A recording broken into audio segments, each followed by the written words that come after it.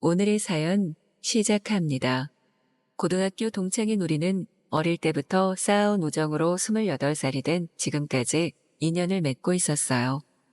누구보다 서로를 아껴주고 위해주며 모든 일을 털어놓는 그런 친구이죠.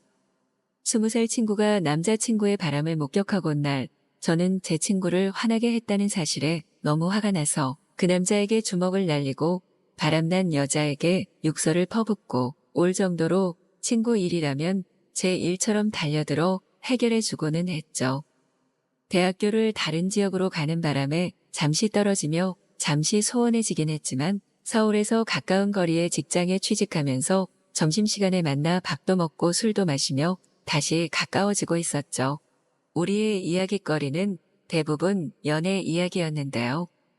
저도 친구도 집안이 넉넉하지 않아 아르바이트를 하며 취직 준비를 하는 바람에 안타깝게도 2년 동안 남자친구가 없이 지냈어요. 그러다 보니 서로 외롭다며 한탄하기 일쑤였고 괜찮은 남자가 있다면 서로 소개해주기로 하였답니다. 차가운 공기가 점점 따뜻해지는 봄이 다가오던 어느 날 저에게 인연이 찾아왔습니다. 직장 동료 중 가깝게 지내던 사람이 저에게 관심을 가지고 있단 걸 알았고 차츰 알아가던 중 사귀게 되었던 것이죠. 처음 사귀던 날부터 저를 리드하며 편안하게 해주었고 집으로 데려다주는 차에서 키스를 해버릴 정도로 적극적인 남자였어요. 키스를 너무 잘해서 의심이 갈 정도였다니까요. 연애 초반부터 스킨십에 불이 붙어 거의 매일 관계를 가지며 서로에게 익숙해지는 시간이 되었죠. 관계만 이야기하니 남자친구를 짐승처럼 말한 것 같지만 그 외에도 남자친구는 정말 좋은 사람이었어요. 데이트할 때는 항상 저를 집 앞까지 데리러 오고 데이트가 끝나면 집 앞까지 데려다 주었죠. 만날 때마다 장미꽃 한 송이씩을 사왔고 상냥하고 잘 챙겨주는 게 그렇게 다정할 수 없었죠. 저는 점점 더 그 남자에게 빠졌고 그렇게 우리 관계는 빠르게 발전해 나갔어요. 만난 지 겨우 6개월 만에 결혼 이야기가 오갈 만큼요. 그런데 6개월 동안 남자친구와 너무 즐겁게 연애하다 보니 제일 친한 제 친구와 멀어지는 게 느껴졌고 그게 마음에 걸렸지만 이 남자는 제 인생에 정말 오랜만에 찾아와 준 좋은 남자에게 1분 1초가 아까워 계속 붙어있게 되었죠. 행복한 나날을 보내던 중 저는 제 완벽한 남자친구를 제일 친한 친구에게 소개해주고 싶었기에 자리를 만들었습니다. 좋은 레스토랑에서 친구 앞인데도 저에게 다정하게 사랑 표현을 하는 너무 좋은 남자였어요.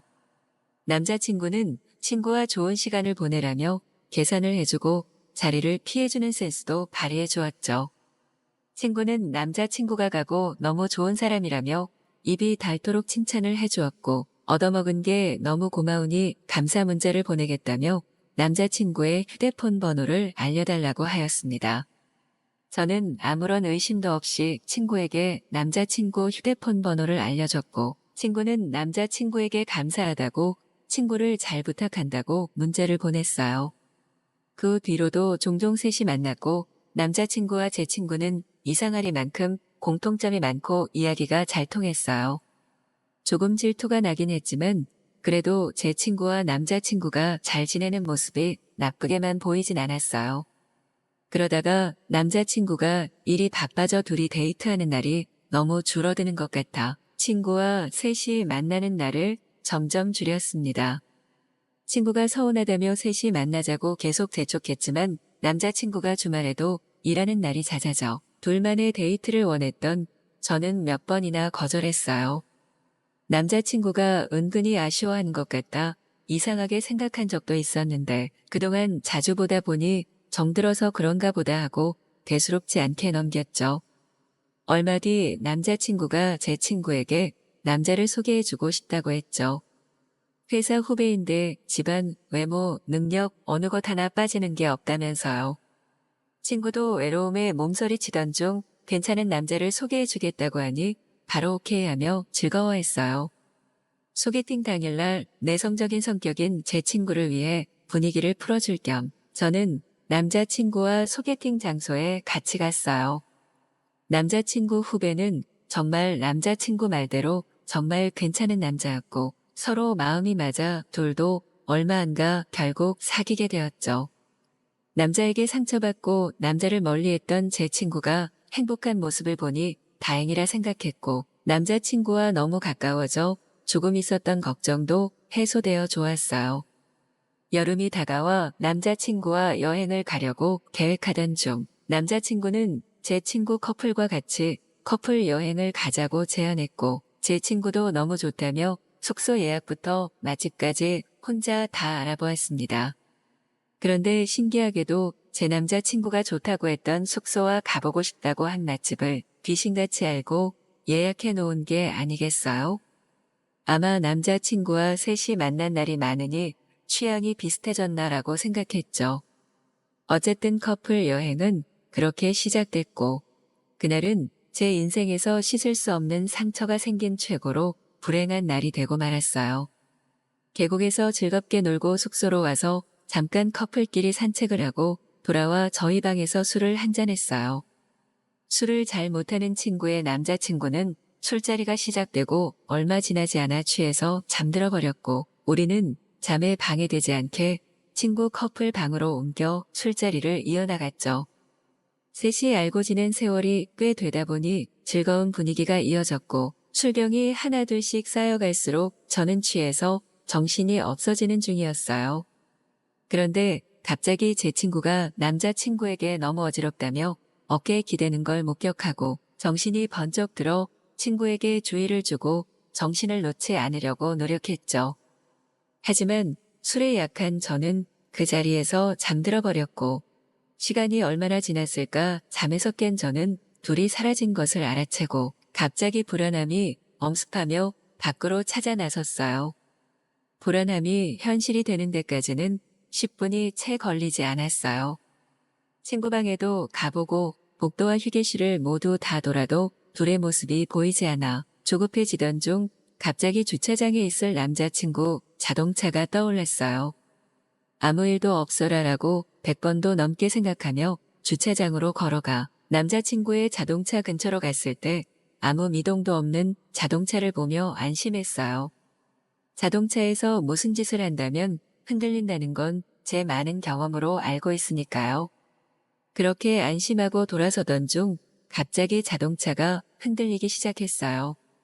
저는 심장이 터질 것 같았지만 정확한 확인을 위해 조심히 차 옆으로 접근해 나갔고 차 안에서 결국 못 볼 걸 보고 말았죠.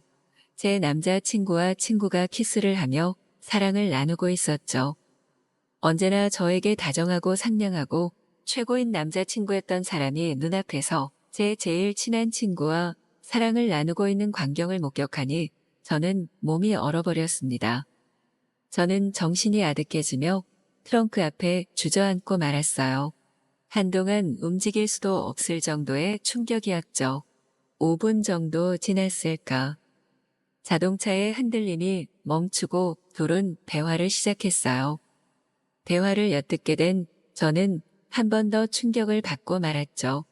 둘의 관계는 예전부터 이어져 왔었고 이번 커플 여행도 둘의 만남을 위한 위장 여행이었던 것이었죠.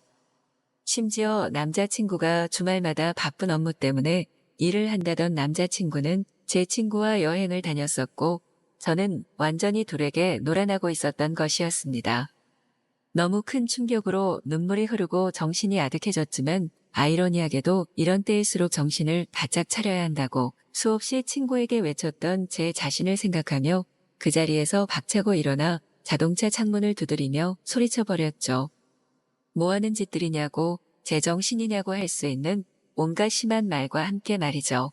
둘은 너무 놀라서 옷도 제대로 갖춰 입지 못하고 차에서 나와 오해할 수 있는 상황인데 그런 게 아니라며 변명을 하기 시작했고 그런 모습에 더 화가 난 저는 예전 제 친구의 남자친구에게 그랬던 것처럼 제 남자친구에게 주먹을 날려버렸죠. 뒤도 안 돌아보고 그 자리를 떠나 집으로 온 저는 세상을 다 잃은 기분이었습니다. 소설이나 영화에서만 보던 일을 제가 직접 겪으니 슬픔을 주체할 수가 없었고 밤새 울며 세상을 한탄했습니다. 그 일이 있고 얼마 지나지 않아 남자친구는 연락을 해왔지만 저는 모든 연락을 차단한 채 생활했어요. 그런데 친구는 저에게 그 뒤로 한 번도 연락하지 않았습니다. 그 일이 있고 몇 년이 지났지만 저는 아직 마음의 문을 닫고 살아갑니다. 어느 누구에게도 말할 수 없는 제 인생의 상처를 이곳에서나마 이야기하며 지워갑니다. 오늘의 사연 시작합니다. 지옥 같은 회사 생활을 하며 월급의 노예가 된 지 벌써 5년째 다른 회사 동료들과 친구들의 SNS에 올라오는 화려한 일상 사진들을 보며 부러워하는 삶을 살아가고 있었죠. 지방에서 취직을 위해 서울로 올라온 저로서는 의식주종, 주 그러니까 살아가는 집 문제에 많은 돈이 나가다 보니 그런 삶을 살아가지 못했고 점점 더 어두워져 가고 있었습니다. 그런 저에게도 해가 떠오르는 날이 왔어요. 안 먹고 안 쓰며 악착같이 한 푼, 두 푼 모아 드디어 6평 낡은 원룸을 탈출하게 되었던 것이죠. 그렇다고 강남의 화려한 아파트로 이사 가는 건 아니지만 저에게는 역세권 신축 투룸 빌라라는 단어만으로도 느끼는 행복이 너무 커서 어느 누구도 부럽지 않게 되었죠. 집 계약을 하고 이삿날까지 한 달이 넘게 남았을 때였지만 집을 어떻게 꾸밀까, 어떤 가구를 살까 계속 고민하며 이삿날을 기다리는 하루하루가 제 삶의 활력소가 되었어요. 드디어 이삿날, 집을 구하는데 전 재산을 쏟아부은지라 저는 작다면 작고 크다면 큰 이사 비용마저 아끼기 위해 포장과 해체는 직접 하고 운송만 해주는 반포장 이사를 택했는데요. 돈을 아끼기 위해 택한 방법이지만 막상 해보니 그렇게 후회스러울 수가 없었습니다. 8월의 무더운 여름날 여자 혼자 집 밖에서부터 집안까지 수많은 박스를 나른다는 게 보통 일이 아니었어요. 이삿짐을 날라주신 기사님께 돈을 더 드리고서라도 도움을 요청드리고 싶었지만 바쁜 일정으로 이미 기사님은 가버린 뒤였죠. 혼자 땀을 뻘뻘 흘리며 짐을 집까지 나르던 중에 그 남자를 처음 만났어요. 1층 엘리베이터 앞에서 올라가려고 기다리는데 마침 제 또래로 보이는 남자가 한 명 내렸어요. 그 남자는 엘리베이터에서 내리고 나가려다가 짐 나르는 저를 잠시 지켜보며 우물쭈물하고 있더군요. 가려던 길을 갈지 말지 고민하는 것처럼 보인 채 그 자리에서 서성거리며 저를 지켜보고 있었죠. 저는 마음속으로 도와줄 거면 도와주고 갈 거면 가지 왜 쳐다보고 있을까 라는 생각을 하고 있었고 그 순간 뒤에서 그 남자의 묵직한 목소리가 들려왔어요. 도와드릴까요? 강한 햇빛 때문이었을까 순간 불어오던 살랑거리는 바람 때문이었을까 너무 힘들어서 작은 도움에 감동해서일까. 그 순간 그 남자에게 호감이 생겨버렸어요. 가까이 서보니 키와 체격이 컸고 운동을 많이 한 사람인 것 같았어요. 얼굴도 제가 좋아하는 스타일의 훈남이었죠. 잠깐 그 남자를 가만히 바라보던 저에게 남자는 도와준다고 했지만 싫다면 가겠다고 하였죠. 예의가 있는 남자였어요. 그런데 문제가 하나 있었죠. 그 남자에게 보인 제 모습은 이삿짐을 반 정도 나르는 동안 땀범벅에 머리는 엉망이고 화장도 하지 않은 못볼 꼴이었던 것이죠. 이런 꼴을 보여주는 게 너무 민망하고 창피했지만 도와준다는 말에 너무 감사하다고 말하며 정신줄을 잡고 덥석 도움의 손길을 받아들였죠. 무거운 짐들을 번쩍 들어올려 순식간에 집안까지 옮겨놓는 그 남자의 모습을 보며 집에는 남자가 있어야 한다는 어른들의 말씀이 괜한 소리가 아니라는 것을 다시 한번 생각하게 되었죠. 저 혼자 했다면 3시간 더 걸릴 일을 30분도 안 돼서 끝내게 되었으니까요. 짐을 다 나르고 그 남자에게 바로 감사 인사를 전하고 싶었지만 그 남자는 이제 끝났으니 가보겠다는 말과 함께 호련히 사라져 버렸어요. 집 앞에서 우연히 마주친 힘들어하는 저를 보고 본인 일처럼 도와준 사람에게 감사 인사도 제대로 전하지 못해 마음에 걸렸지만 일단 집안에 쌓인 이삿짐 정리가 우선이라는 생각이 들어 다른 생각은 나중에 하기로 했죠. 이사 온 첫날 저는 녹초가 된 몸으로 짐 정리를 어느 정도 마친 뒤 샤워를 하기 위해 화장실에 들어갔어요. 몸을 씻는데 이상하게 공허함이 느껴지며 아까 그 남자가 자꾸 생각났어요. 자꾸 그 남자의 몸을 상상하게 되고 사랑을 나누면 어떤 느낌일까 생각하며 혼자 해버리고 말았죠. 조금 있다가 몸이 진정되고 곰곰이 생각해보니 그 남자의 이름, 나이, 연락처 같은 정보도 모르고 이 건물에 사는 사람인지도 확실하지 않았죠. 잠깐 친구 집에 놀러 왔을 수도 있으니까요. 이럴 줄 알았다면 감사 인사를 하며 연락처라도 빠르게 물어볼 걸 하는 후회가 남았어요. 다음 날이 되니 이사 온 집이 더 마음에 들었어요. 방도 2개가 되어 옷과 짐들을 따로 보관할 수 있었고 거실도 넓어 아침에 TV를 보며 제가 좋아하는 요가를 할 수 있었죠. 햇볕과 바람이 잘 들어서 여름에는 시원하고 겨울에는 따뜻하게 보낼 수 있을 것 같았어요. 하지만 장점만 많은 줄 알았던 이 집에 한 가지 단점이 생겼어요. 매일 밤 10시쯤만 되면 어디선가 반복적으로 무엇을 찢는 소리가 들렸죠. 마치 커플이 사랑을 나눌 때 나는 소리처럼요. 혹시 위층에 신혼부부가 사는 게 아닐까? 저녁만 되면 운동을 하는 사람이 있나 드럼을 연주하는 사람이 사는 걸까? 다양한 추측을 하며 며칠을 견뎠지만 어느 순간 반복되는 그 소리에 일상이 방해되고 있었죠. 일상이 방해되니 점점 화가 났고 더 이상 참을 수 없었던 저는 밤 10시에 그 소리가 들리자마자 위층으로 뛰어 올라가서 한 소리할 요량으로 씩씩거리며 벨을 눌렀어요. 그런데 놀랍게도 문을 열고 나온 사람은 이삿날 저를 도와준 그 남자였죠. 그 남자는 저에게 아는 척을 하며 무슨 일이시냐고 물었지만 저는 너무 당황해서 찾아온 진짜 이유를 말하지 못하고 아래층에 살고 있는데 층수를 착각해서 벨을 눌렀다는 말과 함께 죄송하다는 말을 남기고 집으로 왔어요. 층간소음을 해결하러 갔더니 저의 상상을 자극하고 지난 아쉬움을 남겼던 바로 그 남자가 살고 있는 아이러니한 상황이었죠. 그 후로 며칠은 그 남자를 생각하며 참았어요.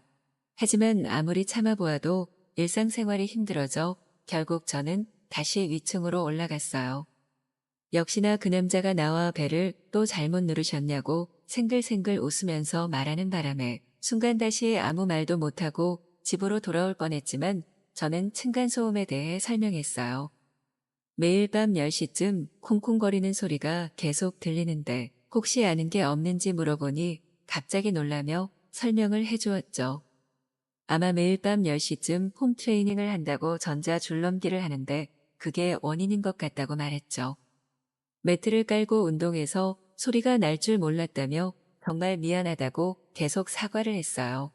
진심으로 고개 숙여 사과까지 하고 앞으로 다시는 그 운동을 하지 않겠다고 하니 저는 금세 화가 풀리고 오히려 그렇게 미안해하는 남자의 모습에 내가 너무 심했나 하는 생각이 들었어요. 어쨌든 문제가 해결됐으니 집으로 다시 돌아가는데 처음 이삿날과 같이 지난 아쉬움이 남았어요. 이대로 돌아가면 후회를 할 것 같았죠. 저는 용기를 내기로 했어요. 남자의 집 앞으로 다시 가서 불러냈고 이렇게 위아래로 사는 것도 인연인데 친구로 지내자며 연락처를 물어봤어요. 남자는 거부감 없이 연락처를 주었고 그렇게 우리 인연이 시작되었죠. 그 남자와 계속 연락을 하며 저는 더 빠져들고 말았죠. 대화가 정말 잘 통했고 유머 감각과 위트까지 갖춘 남자였어요. 저는 정말 적극적으로 다가갔고 그 남자는 저를 밀어내지 않고 잘 받아주었고 얼마 지나지 않아 우리는 연인이 되었어요. 연인이 된 후로는 집이 가까워 급속도로 가까워지기 시작했죠. 데이트가 끝나고 헤어지기 아쉬워하는 연인에게는 집이 가깝다는 점이 최고의 장점이었죠. 그렇게 우리는 매일 밤 위아래층을 오가며 밤낮으로 사랑을 나눴고 욕구가 강해 외로움을 느끼던 저를 완벽하게 만족시켜주는 최고의 남자친구였죠. 더할 나위 없이 행복한 하루하루를 보내고 있어요. 사귄 지 3년쯤 되는 지금 남자친구와 결혼 약속을 하였고 위층으로 살림을 합치게 되었어요. 한 번은 남자친구에게 처음 만난 날 왜 도와줬냐고 물었더니 땀에 범벅되어 힘겹게 박스를 옮기려는 그 모습이 너무 예뻐 첫눈에 반해버렸고 최선을 다해 저를 도와준 뒤 번호를 물어보고 연락하고 싶었지만 내성적인 성격 탓에 부끄러워서 도망치듯 사라져 버렸다고 하였어요. 그 후로도 우연히 마주치진 않을까 집 밖을 의미 없이 서성이며 기다렸는데 한 번도 만나지 못해서 너무 아쉬웠다고 하였어요. 저랑 같은 마음을 가진 채 기다렸다는 남자친구의 말에 운명이란 이런 것일까 하는 생각을 종종 하곤 합니다. 운명을 기다리는 여러분은 우연한 기회를 놓치고 후회하지 마시고 적극적으로 다가가길 바래요. 오늘의 사연 시작합니다. 안녕하세요. 저에게는 아무에게도 말하지 못한 불장난 같은 사랑 이야기가 있습니다. 오늘 이 사연을 빌어서 대나무 숲에 소리치듯 처음으로 이야기를 꺼내봐요. 적당한 나이에 선봐서 한 결혼, 당연히 사랑이나 행복이 있을 리는 만무했습니다. 그냥 남들 다 하는 결혼이고 남들 다 낳는 아이여서 가졌습니다. 남편은 IT 업계에 종사에 부족한 생활은 아니었지만 사랑 없이 한 결혼에 바쁜 남편 그리고 타지 생활까지 저는 외로움을 어찌 풀 수 없이 감춰두고 살았습니다. 답답한 인생에 그나마 빛이 되어주던 딸이 어느 날 남편에게 유학을 가고 싶다고 얘기했습니다. 캐나다로 말이죠. 아이만 보내기에는 걱정도 되고 사실 남편과 둘이서만 있을 자신이 없어서 엄마가 함께 유학길에 오르겠다고 했습니다. 남편도 크게 반대하지 않았습니다. 그 사람도 아마 제가 가는 것이 낫겠다고 생각했는지 지원해 줄 테니 함께 가라고 했습니다. 딸과 오른 캐나다 비행기에서 오래간만에 소녀처럼 설렘을 느꼈습니다. 새로운 곳에서 새로운 사람들과의 생활은 어떨지 너무 기대되었습니다. 딸은 학교를 다니고 저는 무료한 시간을 채우고자 근처 한인 부부가 하는 식료품점에서 소일거리로 아르바이트처럼 도우며 지냈습니다. 아무래도 한인들이 많이 다니는 동네를 벗어나지는 않았지만 영어를 잘 못하니 답답하더라고요. 그래서 어학당을 다니게 되었습니다. 곳곳에서 모여드는 사람들이 있어 나름 재미를 붙이면서 공부에 열중이었습니다. 그곳에서 제이슨을 만나게 되었습니다. 그는 어학당 선생님의 친구였는데 한국 요리나 문화에 관심이 많다고 했습니다. 한국어를 배우고 있고 나는 영어를 배우고 있으니 함께 대화하면서 자연스럽게 교정을 해주는 게 어떠냐고 제의했습니다. 바보같이 저는 남편이 있어서 라고 말끝을 흐리자 그는 우리는 이야기를 나누는 친구가 되자는 거야 라며 저를 독려해줬고 친하게 지내게 되었습니다. 그와 밥을 먹고 카페를 가고 가까운 산책을 다니면서 많은 이야기들을 나눴습니다. 한국에서라면 손가락질을 받았을지 모르는 일이지만 먼 타국 땅이니 눈치 볼 것도 없었던 것 같아요. 딸도 어느 정도 눈치를 챈 것 같았지만 우울했던 한국에서의 제 모습 대신 훨씬 좋아 보인다면서 따로 말은 하지 않더라고요. 그와 친하게 지내던 중 취미로 살사 댄스를 배우고 있는데 혹시 배워보고 싶은 마음 없냐고 물어보더군요. 흔쾌히 좋다고 했고 함께 살사 댄스도 배우러 다니게 됐습니다. 자연스러운 만남과 오묘한 긴장감 속에 저는 오랜만에 엄마가 아닌 여자로서 사는 기분이었어요. 살사 댄스 학원에서 작은 콘테스트가 있어서 둘이 파트너가 되어 합을 맞추며 열심히 연습도 했습니다. 참가상이었지만 저는 무언가 해냈다는 성취감이 더 크게 밀려왔던 것 같아요. 예쁜 옷을 입고 춤추는 순간도 너무 좋았고요. 그날 뒤풀이처럼 다 같이 술자리를 갖고 제이슨과 동네로 다시 돌아오던 중 그가 자신의 집에서 술을 한 잔 더 하지 않겠냐고 물었습니다. 그것이 어떤 의미를 내포하고 있는지 어렴풋이 알았지만 이 무드를 깨고 싶지 않아서 그렇겠다고 말했어요. 그의 집은 제법 정돈된 편이었고 따뜻함이 묻어났습니다. 소파에 앉아서 가볍게 와인을 홀짝이면서 이야기를 나누고 있었는데 제이슨이 말했어요. 나는 너의 검은 눈이 좋아. 좋은 향기가 나는 머리카락도 좋고 부드러운 미소도 좋아하면서 입을 맞춰왔습니다. 저는 자연스럽게 그를 받아들였어요. 남편과의 만남과 결혼 생활에서는 느껴보지 못한 열정과 신선함이 느껴졌습니다. 사실 황홀한 밤을 보낸 적이 언제였는지 기억도 나지 않아요. 많은 연애사를 거쳐온 것도 아니고 그냥 평범하게 집에서 키운 대로 자라 시집간 것이 전부인 삶이었으니까요. 그의 탄탄한 몸과 짙은 푸른 눈은 제가 영화 주인공이 된 것처럼 마음을 달아오르게 만들었습니다. 그가 저의 모든 곳을 따라 곳곳을 칭찬할 때 황홀경은 이제껏 제가 겪어보지 못한 느낌을 주었어요. 그렇게 뜨거운 시간을 함께 보냈습니다. 그 이후에 저는 그의 집에 자주 드나들면서 서로의 애정을 확인했습니다. 함께 춤을 추고 맛있는 것을 먹고 대화를 나누는 모든 게 행복이었어요. 그는 모든 것에 열정적이고 따뜻하고 포근한 사람이었습니다. 딸에게도 친구라고 소개하고 가끔 같이 식사하거나 시간을 보냈는데 굉장히 자상했어요. 딸도 잘 따랐습니다. 이제와 얘기지만 딸은 그때 제이슨이 제 남자 친구라는 걸 알고 있었다고 했어요.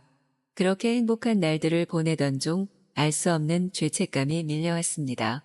남편은 아무것도 모를 텐데 내가 남편이 보내주는 돈으로 이렇게 살아도 되는 걸까? 말을 해야 하나 말아야 하나 몇 날 며칠을 고민했는지 모릅니다.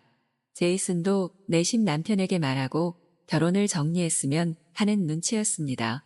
솔직하게 말을 해야 한다고 스스로에게 부끄럽지 않은 만남을 만들고 싶다고 이야기하는 글을 보며 저도 결심이 섰습니다.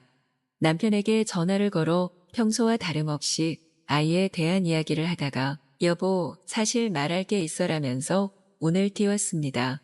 나에게 좋은 감정으로 만나는 사람이 있다는 것을 말하고 싶었어요. 당신이 원하는 방향으로 해줄 수 있지만 딸의 유학까지만 조금 기다려달라는 것을 말이죠. 남편은 처음에는 당황한 듯 싶었지만 사실 유학길에 올려보내며 어느 정도는 생각한 일이었고 자신에게도 좋은 감정으로 만나고 싶은 사람이 생겼다고 했습니다. 우리는 서로에게 사랑을 줄 수 없다는 걸 알기 때문에 아마 담담하게 받아들였을지도 모릅니다. 딸의 유학 일정이 아직 1년 정도 남았으니 그 이후의 일은 한국에 입국해서 처리하기로 했습니다. 제이슨에게도 남편에게 밝혔음을 얘기하고 당당하게 연인으로서의 만남을 이어갔습니다만 만남이 오래 지속되지는 않았습니다. 딸의 유학 일정이 끝나기도 전 저희는 서로의 이해 방식과 태도가 맞지 않는다고 생각했고 친구로 다시 남기로 결정했습니다. 그렇다고 한국에 입국해서 남편에게 용서를 빌고 다시 가정으로 돌아간 것은 아닙니다. 남편에게도 좋은 사람이 생겼고 저는 그것을 받아들이기로 했습니다. 저에게 캐나다에서 만난 제이슨은 또 다른 동반자가 되지는 않았지만 불같은 사랑을 주었고 아직도 내가 여자로서 하나의 주체적인 사람으로서 살아갈 수 있음을 일깨워 줬습니다. 그래서 저는 새로운 결심으로 한국어 선생님이 되기 위해 과정을 밟고 있습니다. 준비가 되는 대로 다시 캐나다로 돌아가기로 했습니다. 그곳에서의 삶이 저에게 더 좋고 행복했습니다. 저에게 불같은 열정을 일깨워준 사람이었습니다. 이렇게 뻔한 인생을 살아오며 이제는 내가 늦었다고 생각하시는 분들에게 다시 한번 이야기 드리고 싶었습니다. 새로운 도전을 하기 위해 다시 비행길에 오를 것입니다. 여러분도 뜨거운 사랑과 나 자신을 찾아가시기 바랍니다. 오늘의 사연 시작합니다. 안녕하세요. 남에게 얘기가 부끄러워 제대로 털어놓지도 못했던 30대 주부입니다. 제 남편은 넘치지도 부족하지도 않은 딱 적당한 사람이었어요. 저 역시 성격 자체가 남들에게 자랑하거나 남들 눈을 신경 쓰는 타입이 아니라서 그러려니 했습니다. 그런데 시간이 흐를수록 점점 뭔가 이상하다는 생각이 들기 시작했고 그 생각은 거기서 그치지 않고 확신으로 변했어요. 연애 때도 남편이 잠이 없다는 걸 알았지만 결혼을 하고 같이 살기 시작하니 심각성을 제대로 알게 되었습니다. 남편은 하루에 3시간 정도 자면 오래 잤다고 생각하는 사람이고 밤을 새도 크게 피로감을 느끼지 못하는 그런 사람이었어요. 도대체 이 사람 왜 이러는 건지 정상적이지 않다고 저는 그렇게 생각을 했습니다. 남편이 안 자는데 제가 왜 이렇게 스트레스를 받는지 아마 이해를 못 하실 텐데 제 이야기를 들어보면 이해가 되실 거예요. 제 하루 일과는 아침에 일찍 일어나 남편의 밥을 챙겨주고 출근을 시킨 후 집안일을 합니다. 그 후 소일거리를 받아서 일을 하고 장을 보고 저녁을 차리는 평범한 주부의 일상을 살고 있는데 남편이 퇴근하고 오면 힘들어져요. 남편은 오자마자 샤워를 하고 무조건 사랑을 나누길 바라는 사람인데 그게 무슨 상황이든 무조건 습관처럼 하는 사람입니다. 제가 몸살이든 뭐든 딱 사랑을 나누고 나서 다시 씻고 밥을 먹는 사람이에요. 처음에는 신혼이고 연애 때부터 잠자리가 잦았으니 그러려니 대수롭지 않게 여겼는데 매일같이 이러니까 힘들었습니다. 하루는 제가 남편에게 무슨 숙제처럼 꼭 그 시간에 무조건 해야 하냐고 그런 게 불편하고 싫다고 했어요. 그러자 남편은 온종일 일하면서 참아서 그런다고 사랑해서 그러는 건데 그게 싫다는 거냐고 서운하다고 했습니다. 문제는 밥을 다 먹고 설거지를 하고 밀린 드라마를 보려고 소파에 앉으면 또 하자고 해요. 남편은 제가 집에서 옷을 가볍게 입고 있는 걸 좋아하는데 점점 자꾸 건드리니까 저도 모르게 한여름에도 긴팔 긴 바지를 입게 되었습니다. 그렇게 건드리는 남편이 불편하고 싫어서 그런 거 맞는데 뭘 입어도 상관없이 자꾸만 남편은 사랑을 나누려고 해요. 저도 그러면 안 된다는 걸 알지만 슬금슬금 건드리는 남편에게 너무 짜증이 나서 저도 모르게 그만 화를 버럭 낸 적이 있습니다. 제발 그만 좀 건드리라고 내가 무슨 물건이냐고 발정난 사람 같다고 화를 냈는데 남편이 아무 말도 없이 방으로 들어가더군요. 너무 화를 낸 게 마음에 걸려서 방에 들어가 봤는데 남편이 글쎄 울고 있는 겁니다. 화가 났을 거라고 생각했는데 울고 있길래 오히려 제가 더 당황을 해서 왜 울고 있냐고 울지 말라고 달래고 또 달래줬어요. 이때 남편이 제게 했던 말이 제가 너무 좋아서 보면 자꾸 하고 싶다고 그래서 그러는 거라고 미안하다고 했지요. 그 말을 들으니 또 마음이 약해져서 안아주고 달랬는데 그 상황에 결국 했습니다.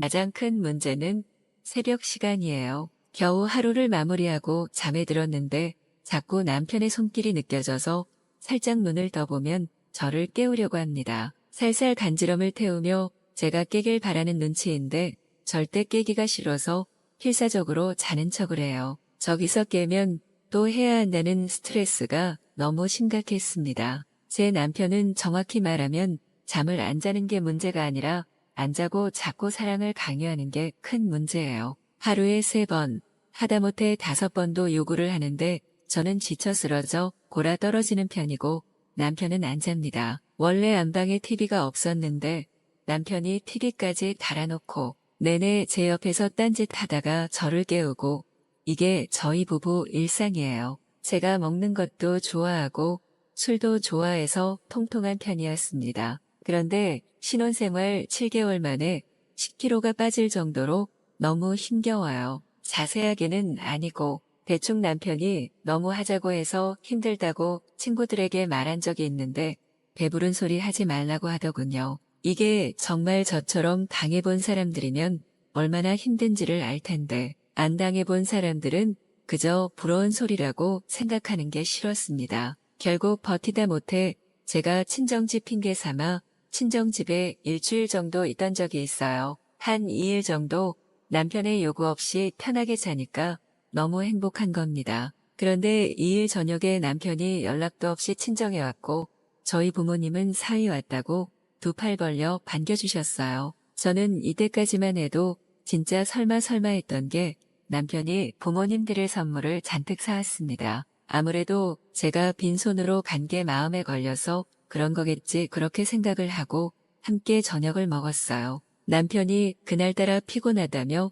자고 가겠다고 했고 피곤하다는 말을 거의 처음으로 들어본 거라 신기하기도 했습니다. 그렇게 남편은 제 방에 들어와서 함께 자게 되었는데 먼저 잠들었거든요. 저는 친정엄마 뒷정리 도와주고 나중에 들어와서 친정집이고 하니까 편하게 잘 수 있다는 생각에 옆에 누웠습니다. 그리고 3초 정도 지나니 슬금슬금 또 더듬는 남편의 손길이 느껴져서 미쳤냐고 했어요. 여기 부모님도 다 계신데 제 정신이냐고 당장 그만하라고 했더니 남편이 소리 없이 조용히 하면 괜찮다고 하더군요. 이 일이나 못해서 미칠 것 같았다면서 위로 올라오는데 진짜 정신적으로 문제가 있나 싶었습니다. 제가 5일 뒤면 집에 갈 걸 뻔히 아는 사람이 장인 장모 집까지 찾아와서 아내와 잠자리를 하는 것은 상식적으로 이해할 수 없었어요. 그래서 저는 남편에게 미친 사람 됐다며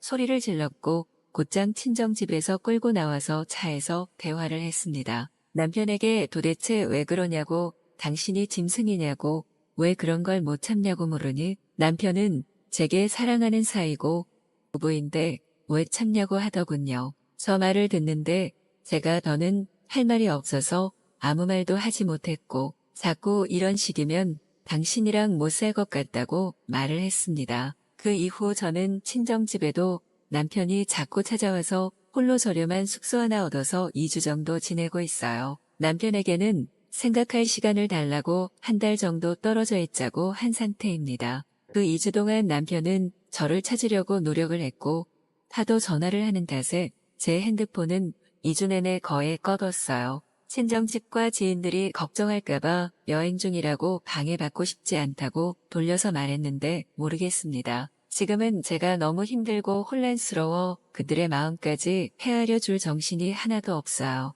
남편은 미쳐가는 게 제 눈에도 보일 정도로 사랑을 해주지 않으니 힘겨워해요. 그런데 저는 남편과 그렇게 사랑을 하면서 정말 살 수가 없습니다. 솔직히 일주일에 한두 번 해도 많이 하는 거라고 생각을 하는데 하루에 몇 번씩을 해버리니 체력적으로 죽을 것 같아요. 절대 고쳐지지 않을 것 같은데 제가 감당할 수 없으면 이혼하는 게 맞을까요? 이 문제를 해결할 수 있는 방법이 있다면 제발 제게 알려주시길 바랍니다.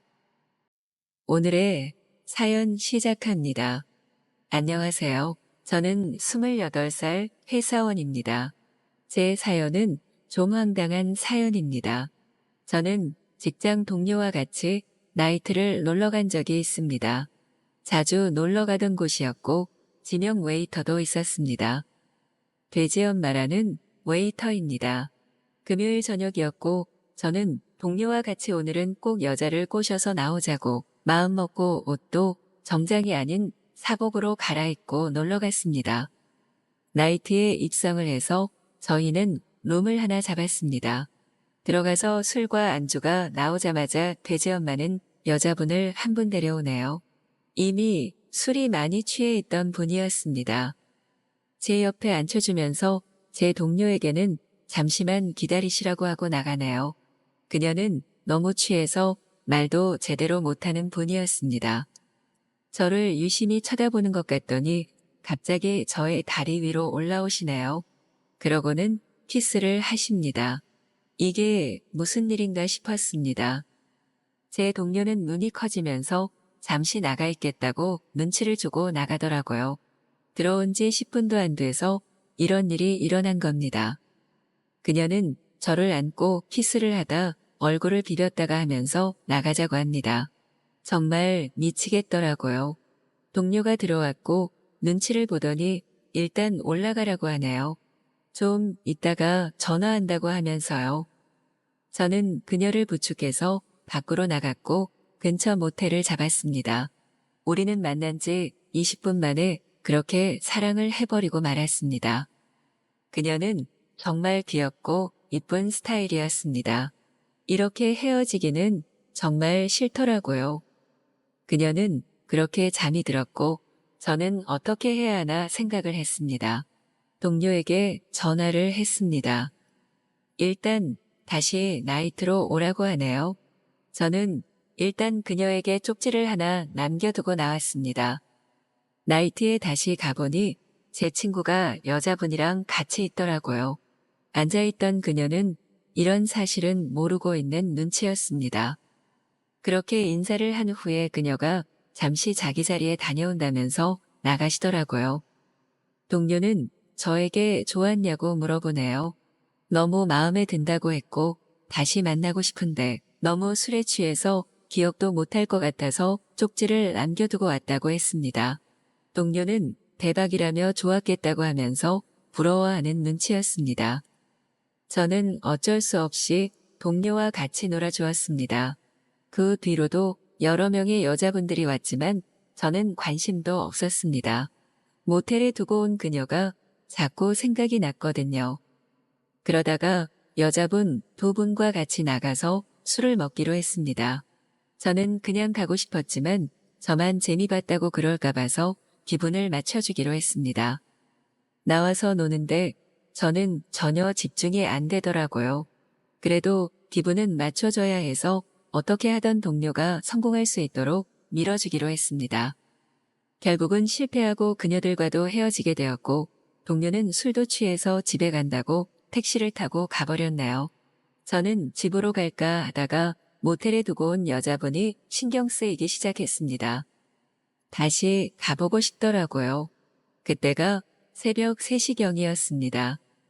저는 일단 모텔 쪽으로 갔고 도착해서 문을 두드려 보았지만 문을 열어주지 않나요.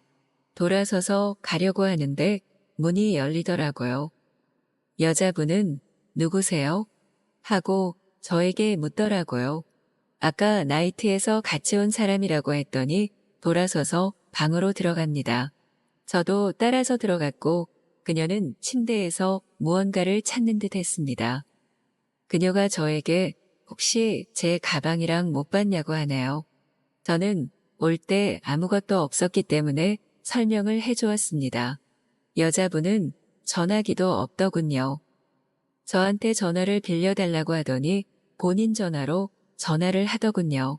친구가 받은 것 같았고 그녀는 싸우는 듯 보였습니다. 제가 괜히 온 것 같은 기분이 들더라고요. 그러더니 친구분이 온다는 듯 보였습니다. 지금 여기로 오면 제가 중간에서 정말 이상해지는 게 아닐까 싶어서 말도 못하고 있었네요. 그녀는 침대에 앉더니 저를 물끄러미 쳐다봅니다. 무언가 궁금했는지 어떻게 된 거냐고 물으시네요. 저는 거짓말을 조금 했네요. 일단 술이 많이 취하셔서 저보고 나가자고 하셔서 여기로 왔다고 했습니다. 그렇게 사랑도 나누었고 잠든 사이 잠시 편의점을 다녀왔다고 했네요. 그녀는 머리를 쥐어뜯으며 미친 엑스라고 몇 번을 얘기합니다. 그녀의 친구는 방에 들어오며 저를 잠시 쳐다보더니 친구분에게 어떻게 된 거냐고 따지듯 물어봅니다. 그녀의 친구 손에는 가방이 2개나 들고 있더군요. 자기도 기억이 안 난다고 합니다. 친구분도 술에 많이 취해 있었지만 화가 나서 그런지 술에 취해 보이는 것 같지는 안 보이더군요. 술 취한 여자 2명 가운데 서서 참 이게 뭐 하는 짓인가 싶더라고요. 이 자식 귀엽네라고 하면서 저에게 다가옵니다. 저는 뒤로 물러났고 내 친구랑 좋았냐고 물어봅니다. 저의 양 어깨를 붙잡고 저에게 키스를 해버립니다. 옆에 있던 여자분이 뭐 하는 거야 하면서 말을 꺼냈지만 그녀는 신경도 안 쓰는 것 같았어요. 잠시 후에는 그녀들이 뒤섞여서 저는 그녀들의 놀이개가 되어 있었습니다. 좋은 건지 울고 싶은 건지 모르겠네요. 누가 들으면 행복해 보일 얘기 같지만 당하는 사람 입장은 정말 그렇게 좋지만은 않더라고요. 저는 아침에 출근을 해야 해서 일단 몰래 혼자 나왔네요. 다음날 동료를 만나서 커피를 한 잔 마시면서 얘기를 해주었더니 동료는 진짜냐고 물으며 좋았겠다고 하네요. 저는 진짜 그렇게 좋지 않았다고 했지만 동료는 믿지를 않네요. 생각하기 나름이겠죠. 그렇게 저는 말도 안 되는 추억이 하나 생기게 되었습니다. 그 뒤로는 그런 일은 한 번도 생기지 않더군요. 시간이 지나고 나니까 그게 정말 좋았던 것인지 이제 알 것 같습니다. 또 한 번 그런 기회가 온다면 좋을 것 같네요. 얘기는 여기까지입니다.